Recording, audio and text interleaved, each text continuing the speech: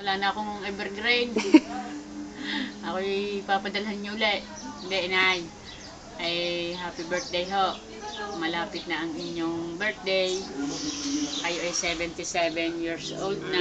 Huwag mo nang mag-aasawa, bata pa.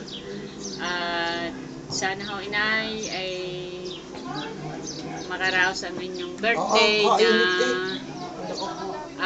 na wala kayong karamdaman. At sabi nga ho ninyo, ang inyong gusto pa birthday ay yung kayo ay yung malakas lagi ang inyong katawan. Yun ang hinihiling nyong pa birthday ni Lord, ni Bro sa inyo. Ay yun din hong ang aming hinihiling kay Bro, naming mga anak ninyo, na sana tayo kahit malayo kami sa inyo, magkasama-sama pa tayo ng matagal na panahon pa, inay.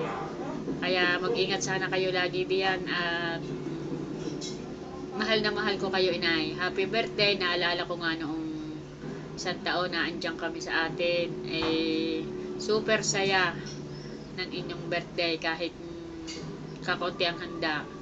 Ngayon, inay, isang taon na ulit kaming naandito, walang magagawa. Gayon nga ho ang buhay. Kailangang hiwa-hiwalay para pare-parehong makaraos. Kaya, inay, ingat na lang kayo at happy birthday ulit. Maraming salamat sa lahat ng suporta at pagmamahal ninyo, sakripisyo nyo sa aming mga anak ninyo. 12 kamay.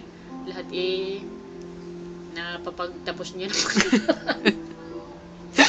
Hindi, inay, lahat ay nakaraos kami. Pare-pareho na kami, may mga pamilya. Kaya maraming salamat, inay, sa mga sakripisyo nyo sa amin at saka sa tatay kahit wala na sila.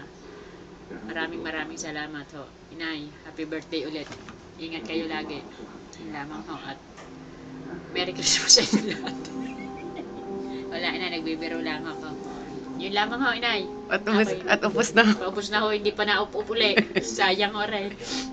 Yun lamang.